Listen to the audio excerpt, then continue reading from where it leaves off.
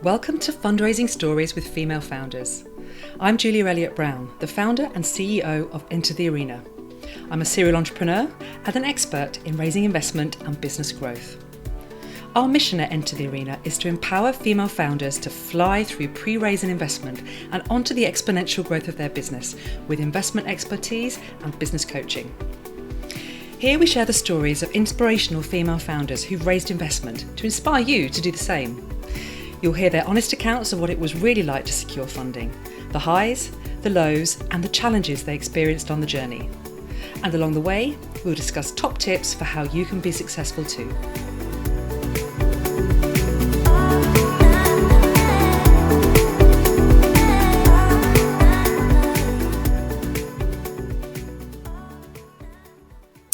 Today we're talking about raising investment for a brand in the menopause space. Now, menopause is a hot topic right now, excuse the pun, but the world is finally waking up to the need to provide better products and services for women in this midlife stage, which for many can last as long as 10 to 12 years. The startup world is also embracing innovation in this space, with many interesting businesses attracting funding for growth. And so I'm delighted to be speaking with Rebekah Brown, the founder of vibrant midlife community and powdered supplement range, MPowder. Now, Rebekah launched MPowder just a couple of years ago in 2020 and has already launched 2 innovative sector-breaking plant-based supplements in the market, with a third in trial. And Rebekah has just hit the 10,000 customer milestone, which is seriously impressive. She's recently secured a fundraising round of £850,000 on a 4.2 million valuation and is on a mission to make midlife a superpower for women everywhere. So welcome, Rebekah. Lovely. Thank you for having me. I can't wait to hear all about your journey, Rebekah. And I know for you, like many women starting businesses, the motivation for getting it off the ground was in response to your own experiences and spotting a gap in the market. So why don't we start by telling us a bit more about your journey to discovery for this idea? Yeah, no, thank you. It was just that. So my own journey into perimenopause was a pretty bumpy one. I was 43 when I look back retrospectively and sort of track the symptoms and when they occurred. But because that was nearly 7 years ago now, I'm just about to turn 50. The information that existed around menopause and perimenopause specifically just wasn't there. I think we forget how quickly the UK particularly has educated women in midlife in the last few years. But for me, I was experiencing symptoms I had no idea had anything to do with the life stage. And I went from being relatively confident in my own skin in a role that I've been performing pretty much since leaving university, which I'll come on to talk to you about in a minute, to becoming crippled with anxiety. I was really struggling to do my job. I was waking up in the night, unable to sleep for the first time in my life. I was bloated, my hair was falling out. I had like hormonal acne. Nothing felt comfortable. Like my clothes didn't feel comfortable. I didn't feel comfortable in my skin. I had real issue with cognitive function.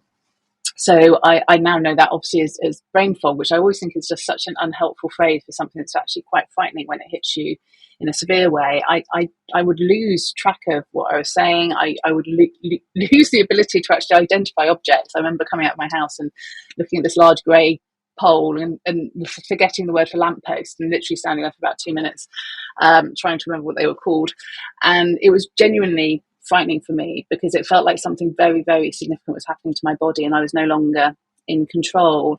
And like many women, I ended up in the doctor's surgery having spent a lot of time on Dr. Google. And like many women, because I was 43, and I think also because we're taught often, and I think this generation is hopefully the last that will feel this way, but we're taught often that when you go into the doctor's surgery, you can only mention 1 or 2 things. You've kind of got this belief that you've got 10 minutes and you have to be really, really efficient with your time. So I think, to be fair, one of the challenges with menopause particularly is that there's a lot of dots to join. And if you're not able to speak broadly to a doctor about a whole range of things you may be experiencing, it's very hard for them to identify perhaps where you may be.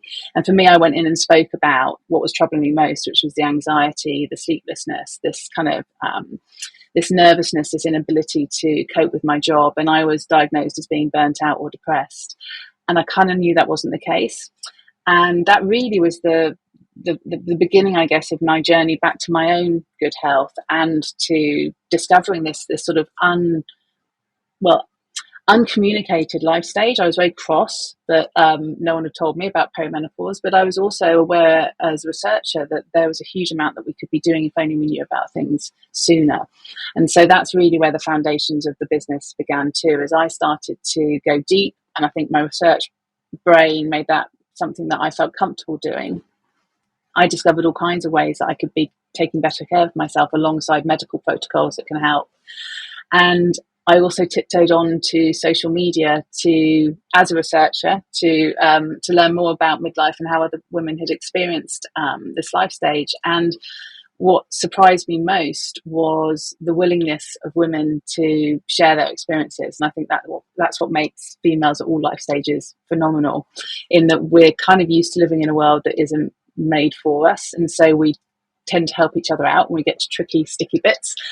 And the more I learn about other people's experience of menopause, particularly women older than me, the more I realised that there was this opportunity almost to smash together all of that wisdom that women carry in their bones with all of the research that I was reading, which was, largely desk research, clinical trials, conversations with practitioners who specialised in different fields.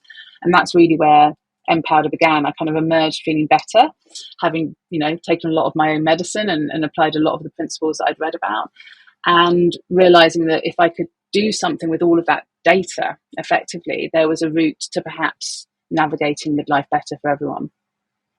So it's really interesting to hear you say that you're a researcher, and I'm looking forward to hearing a bit more about your previous career in a minute to see how that led you to build MPowder.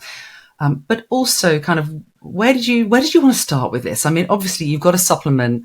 How do you build a supplement business? And what made you think this was the place to start? Yeah, I mean, it's a really good question, because it probably wouldn't have been where I'd naturally start. I think I'm a skeptic by nature. I'm a researcher, so I'm always looking for the data and the proof points. And one of the challenges with the supplement space is that it's really hard as a consumer to understand what you're buying, and also because there's so little regulation in that space, you can get quite cynical. I think we've all purchased things from our sort of local supermarket or health food aisle where we've just not seen any improvements to the symptoms that they hope to support you with. So I don't think supplementation would have been my first sort of innovation really for this community. But what I realised is that there's a huge benefit to whole foods and what you put on your plate in midlife. And for me, that was one of the foundational elements to getting better. And what I was doing to do that at the time was with my geeky brain on trying to get the therapeutic dosage levels of these whole foods into my diet each day. And that was proving pretty challenging and not very pleasant as a sort of lifestyle. And so I brought a dehydration machine, and I'd started actually dehydrating some of these whole foods into more digestible powders. So dehydrating them overnight in my kitchen, putting them into my blender in the morning, and getting through that sort of volume of whether that was mushroom or kale or figs or whatever it was I was experimenting with at the time.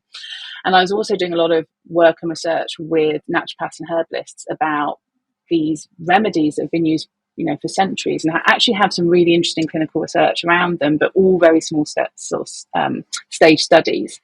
And the more I looked into the potential of these botanicals, these herbs that were hard to get hold of, ashwagandha, lemon balm, all used by naturopaths regularly, but quite hard for us to incorporate into our kind of Western diets, I realised that there's an opportunity to do something with a whole food-led protocol. So that's probably what distinguishes MPowder from many of the supplements you'll find on your shelves, is that we use whole food as our route in, because then you're getting the fibre, the protein, and also our body knows what to do with those ingredients, and so it can extract the maximum benefit. So that, for me, was the why behind starting with supplements. And also, obviously, Dr. Martins as a partner in MPowder's journey has been critical, because she, as a naturopath and herbalist, had actually started her career as a scientist. So she came from a very kind of data-rich protocol, I guess, in terms of the way that she thought, had fallen in love with plants and herbs whilst working in the lab as a cancer biologist.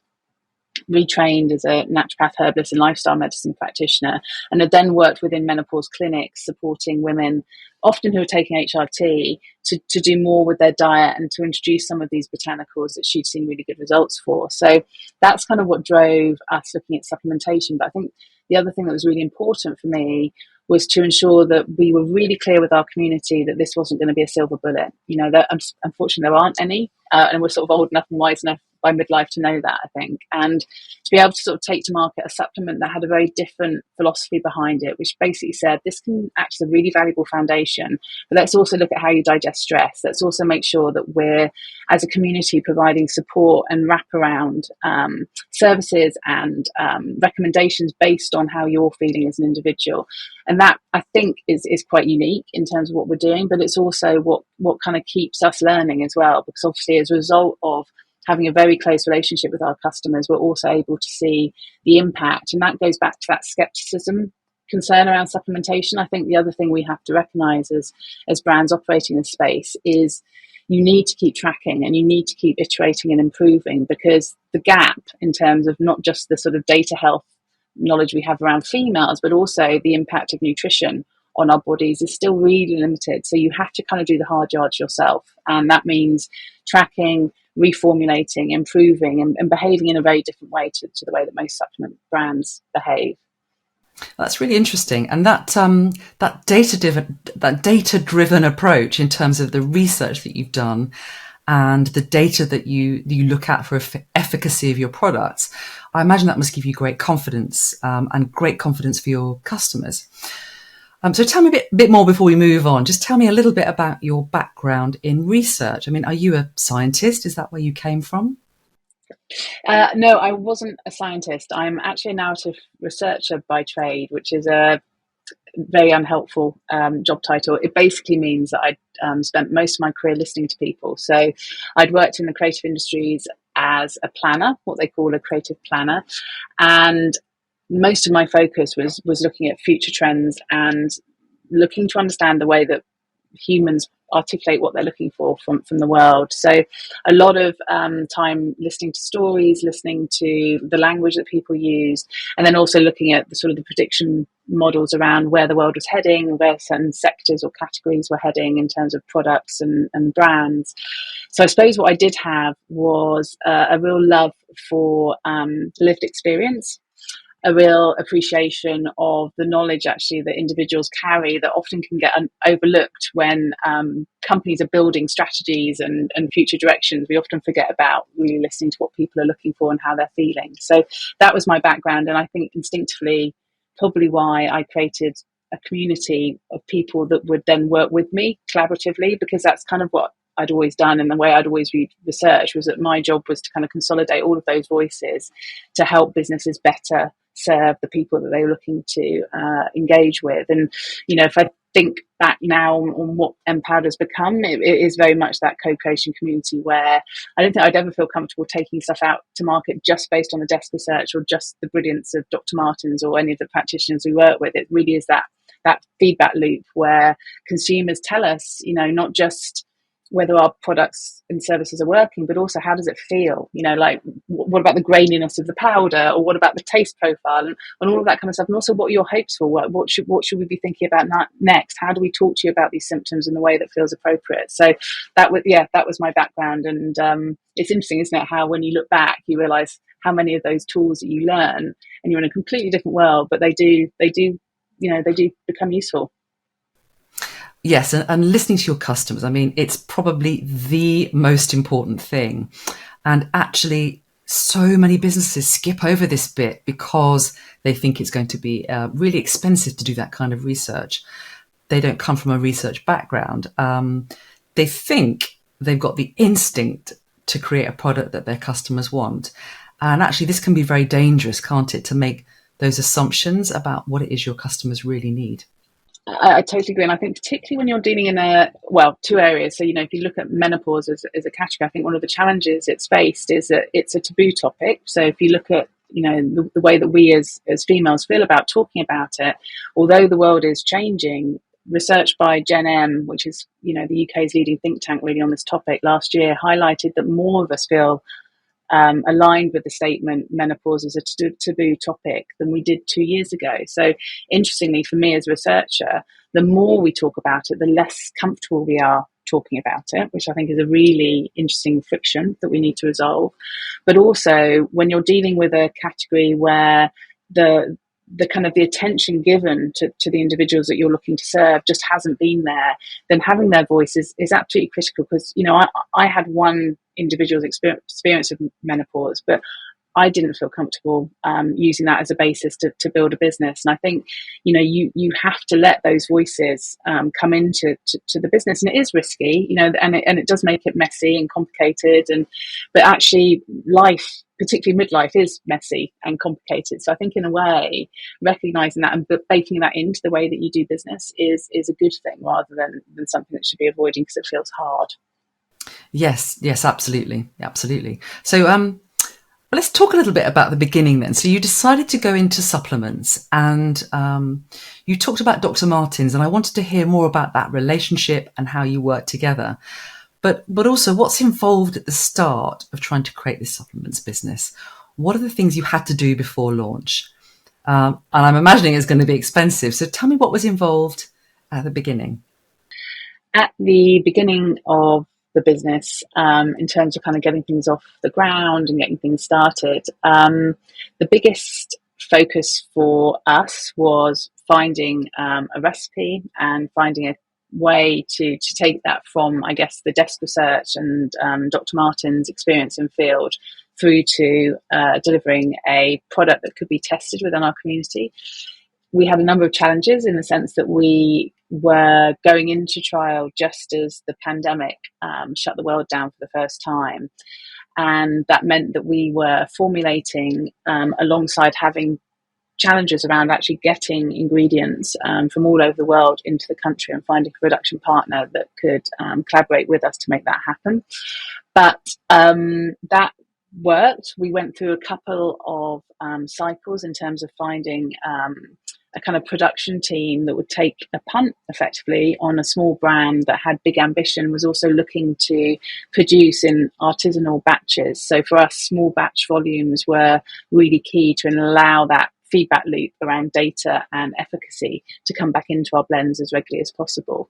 And that's just not how the world works from production's point of view. They always want to scale and to kind of get bigger in terms of the volumes that they order, and that's obviously where economies of scale come from too. But we were looking almost to upend that model and to ensure that we were iteratively refining and improving our formulations to deliver the very best product that we could to our consumer.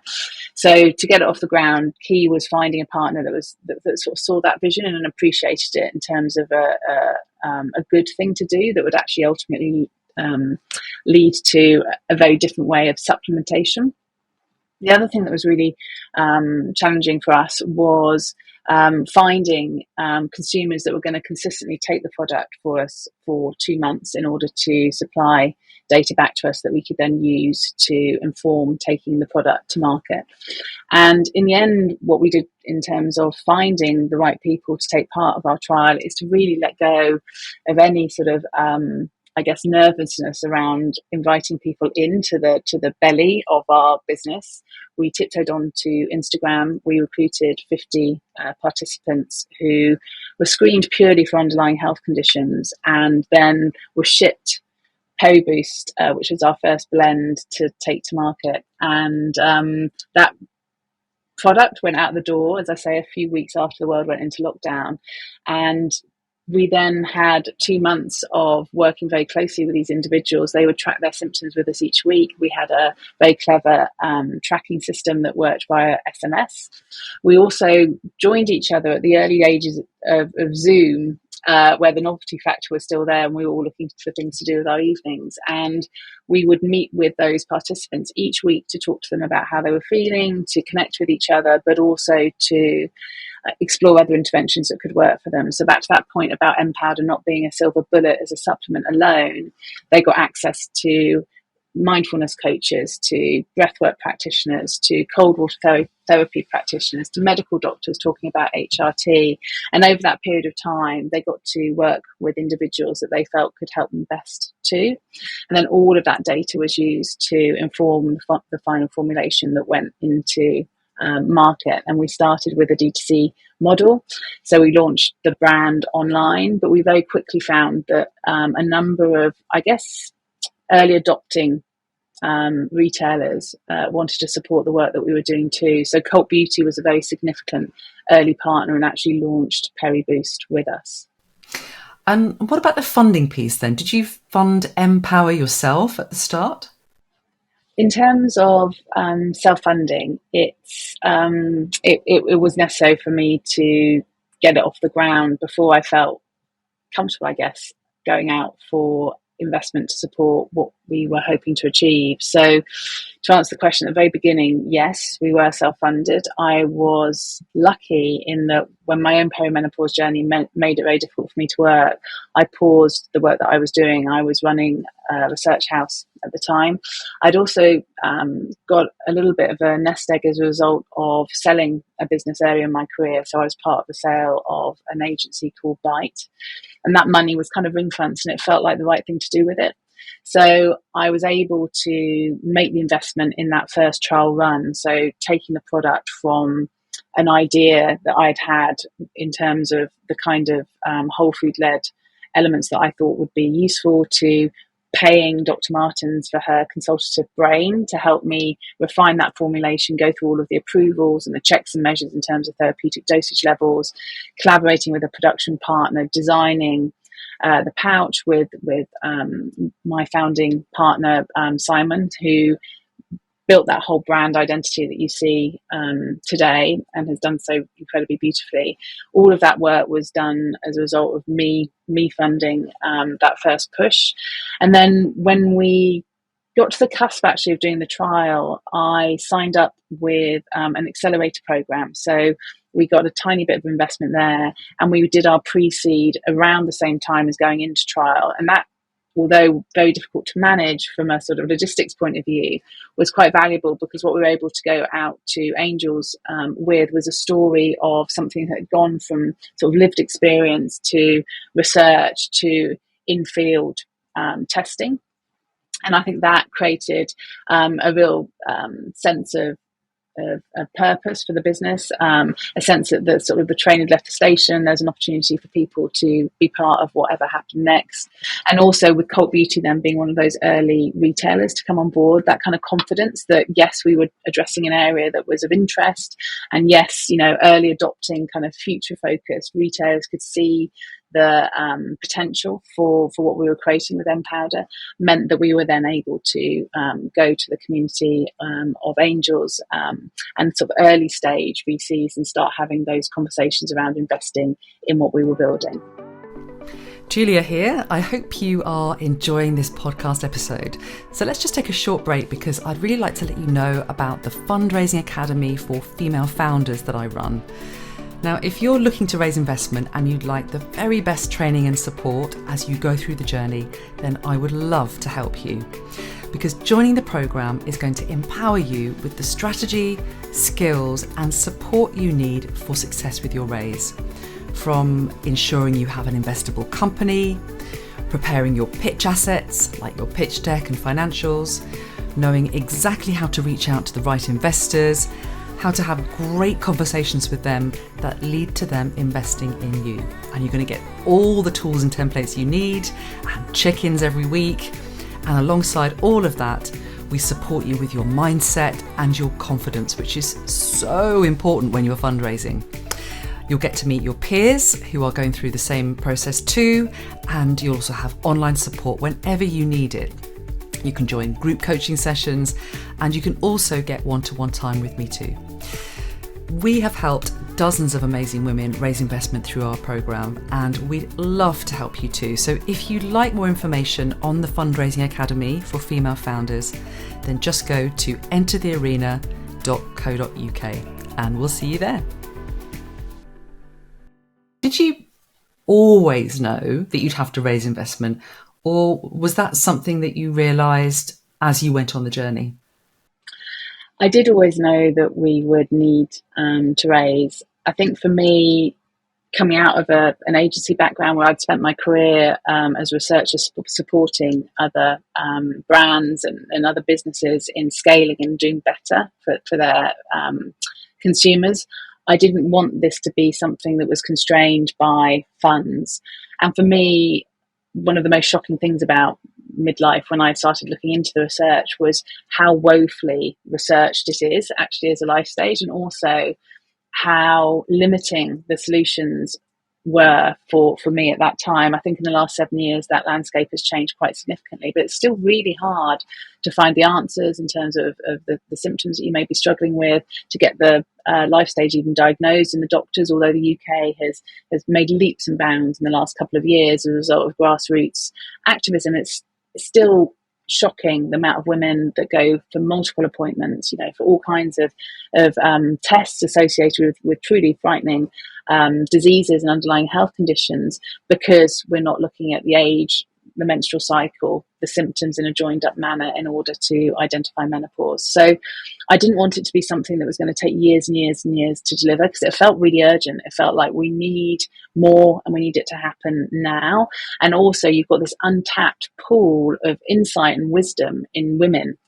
Why aren't we listening to them? Why are they always sort of silenced when it comes to this particular topic? And how can we ensure that those voices that are so generous and so willing to share what they've been through and what's worked and what hasn't, how do we amplify that and do that at pace? So I wanted from the very beginning MPowder to be a global brand, to make a big enough difference, because I guess when I look at the world and I think about the potential of women in midlife, we need women to be well. And actually, if we are well, society benefits, families benefit, businesses benefit. It's a seismic shift in terms of how the world would be if we weren't sort of knocked sideways by this life stage that can last 10 to 12 years of our lives.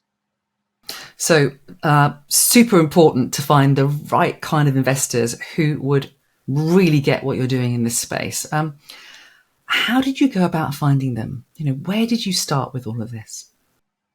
In terms of finding the right people to speak to and having conversations with those early stage VCs, I think that was the biggest learning for me as a first time investor. So it was really useful for me to be part of an acceleration scheme. I know there can be quite a bit of cynicism around some of these programs, but for me, Founders Factory was incredibly helpful. I knew what I needed from them, and the biggest bit I needed from them really was polishing my pitch and having access to the right people to begin those conversations. Interestingly, in retrospect, when I look at who was on that cap table at pre-seed, there weren't that many connections that were made via Founders Factory, but I think what it taught me was the discipline of how to have those conversations. And then really it was about saying yes to anyone's offer of coffee, anyone's offer of passing on a contact that they'd met or someone they knew that was interested. I started from a very low base. I think because I come from a background of research and working with agencies, it wasn't like I was plugged into this entrepreneurial world. I didn't really understand how investment worked. I didn't really understand the difference between an angel and an early stage VC, or a network, or what Series A was, and all of this terminology was a journey I had to go on in terms of learning and equipping myself and understanding the way that they would view the story that I was telling. And that again is what made Founders Factory a really, really helpful resource for me.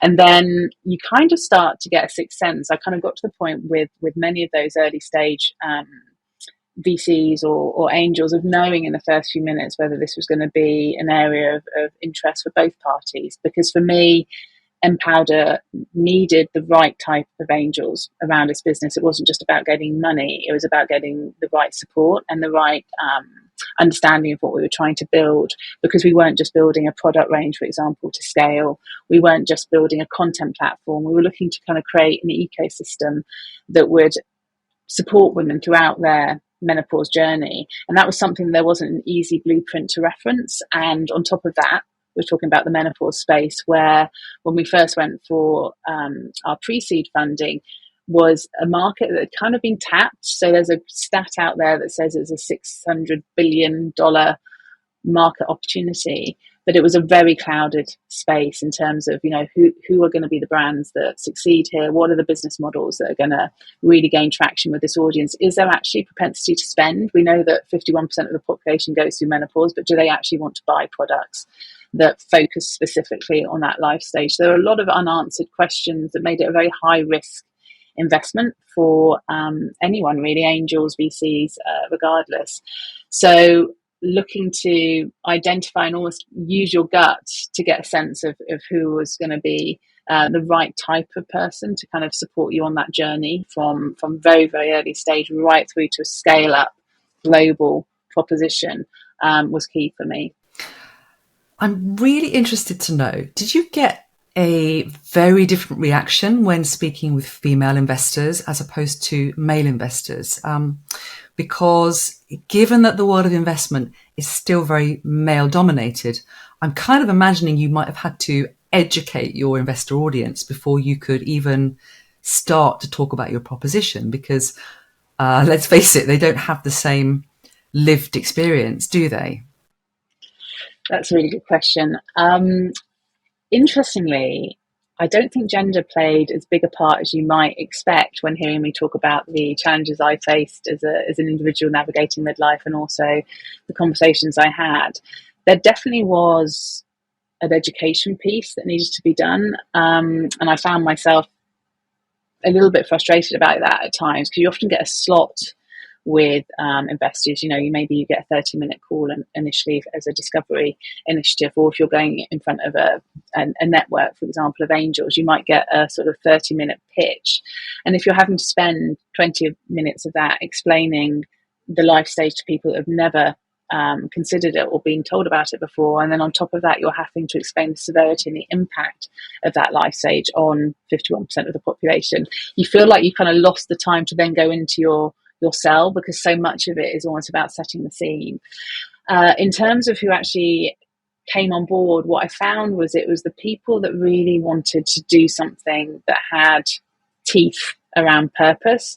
They were looking for disruptive models that maybe weren't seen across other categories. So interestingly, I think one of the missteps perhaps the menopause space has seen in the last few years is that there were some assumptive investments, and quite big investments actually, in some early menopause brands where a lot of money was funneled into businesses that had models that kind of have worked in other areas of female health. For example, a very standard menopause tracking app would have maybe been built on the assumption that we track our menstrual cycle, so maybe there's a real validity in going with something big that can actually help us track our menopause symptoms. And I think although that's true, one of the challenges faced with that kind of proposition is, what do I do? This is 8 to 10 years of my life. What do I do beyond tracking my hot flashes, for example, to understand better how I can harness my hormones in midlife? And some of the early digital clinics as well, some really brilliant ideas in terms of providing quicker access to HRT. But what women we found were often looking for was not just that solution in terms of a medical protocol, but the community and the layering up. So once I've got my HRT, what do I do next? Why am I still not feeling like my old self? So finding investors who got the fact that perhaps what was needed within this category was a new breed of business model was absolutely critical. And then I think, back to that point around sort of teeth around purpose, I think really understanding that to tackle a taboo topic, to reframe midlife in the way that we felt was required, was a purpose-driven initiative. That doesn't mean that it can't be hugely commercially successful as a brand, but when you're doing something, I think with community, you have to feel comfortable with the fact that you're going to make decisions based on that community, that voice, and that voice of the customer that we talked about at the very beginning. They actually drive everything you do. You can't just let them in and out, when it's convenient for you. They are absolutely going to have an opinion on what you do next and where you're listed and what your price point is. And you have to feel comfortable that in many ways, by inviting them in to do the stuff that's really helpful to you, you also have to be prepared to listen to them when you're maybe making decisions that they don't agree with, and you have to honour the fact that this is a co-creation model, and that means building for the people that you're looking to serve rather than just choosing the input that you feel comfortable with. So what was the mix of investors that you ended up with in the end? Because you were exploring quite a few different routes, weren't you?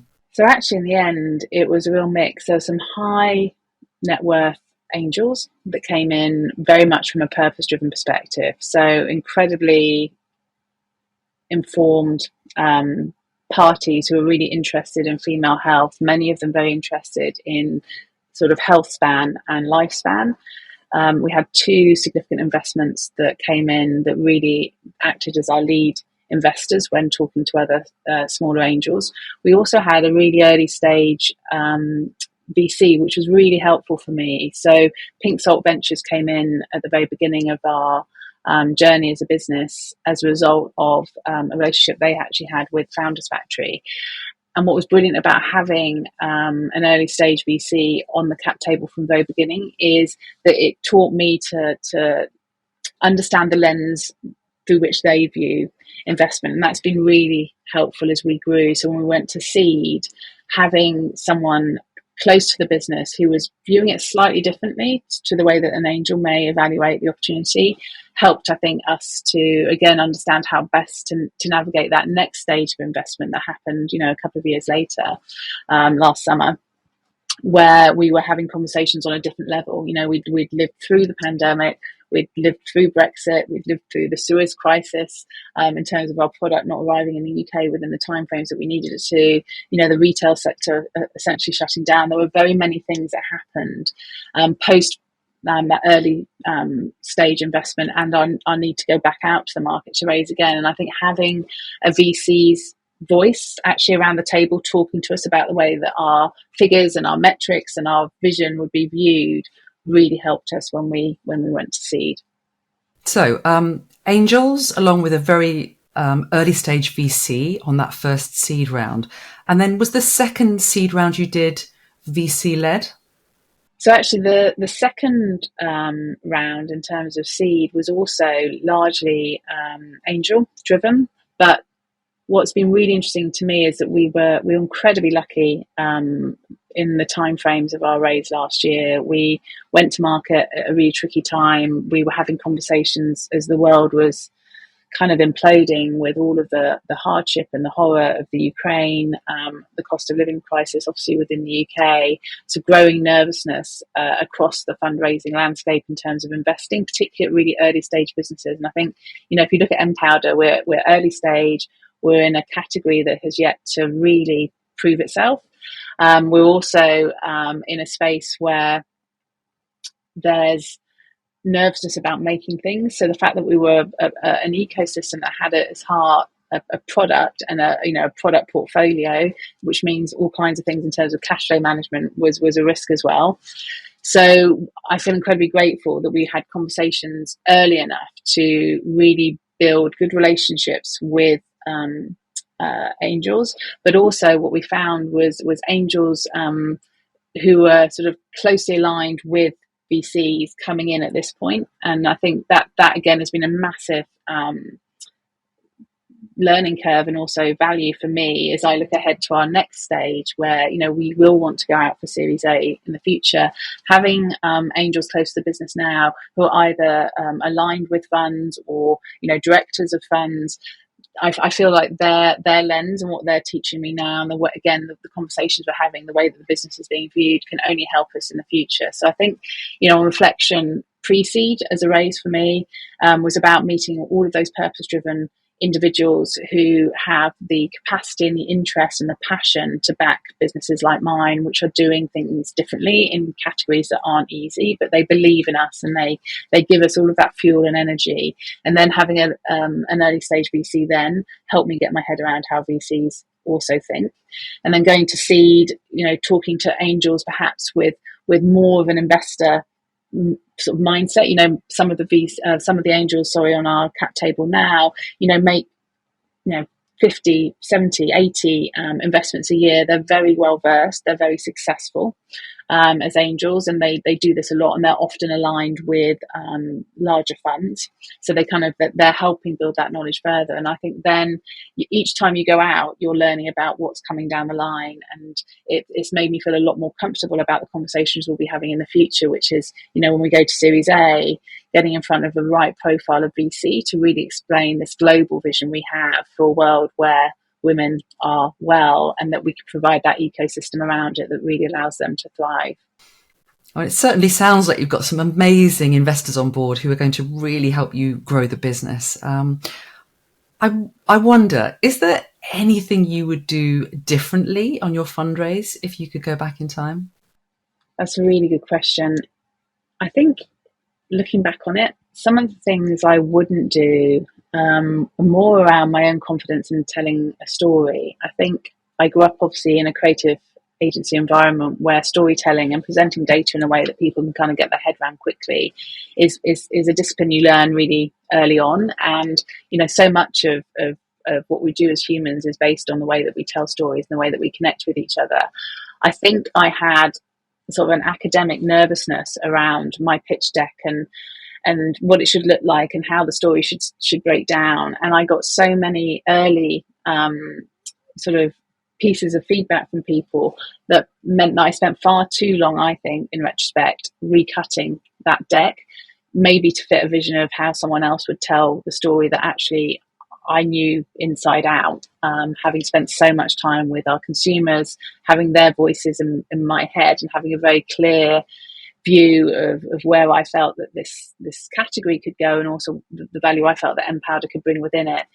I'd probably spend less time worrying about that and more time basically preparing for some of the questions that I think inevitably came down to us in terms of the way that we were approaching things. If I'd been more focused there and less focused on, how many slides it was and how I was going to tell that story, I think that would have been time better spent. I think the other area that I would probably do differently again is not wait too long before I started having the conversations. I think perhaps this is something that we as females do, which is, you have to have something perfectly baked before you go and have a conversation with anyone. But actually, what I've learned is that angels, VCs, they're in this space because they're passionate about ideas, and they love speaking to people with new ideas, new perspectives, challenging views. And they're really happy to have a coffee. They're really happy to give you their sort of reflections on a marketplace or your idea. Just having those conversations as early as possible, I think, is incredibly valuable. And at the end of the day, however much you want to sort of make it all about metrics and spreadsheets, people invest in people. And the more that you can get to know the individuals, both to protect your own business, but also to give them confidence in who they're backing, the better. And I think I should have started that earlier. I did that typical thing where I wanted as a researcher to have the trial and to have funded that and to have my results and to be able to sort of convince people. What I realized actually was what I needed to convince them in is me. They needed to feel confident that I was going to build something and I was going to do my very best to make that as scaled and as visionary as I believe the sector needed. And I should have spent more time really having those conversations, preparing the answers to those tricky questions, rather than obsessing over a 15-page slide deck.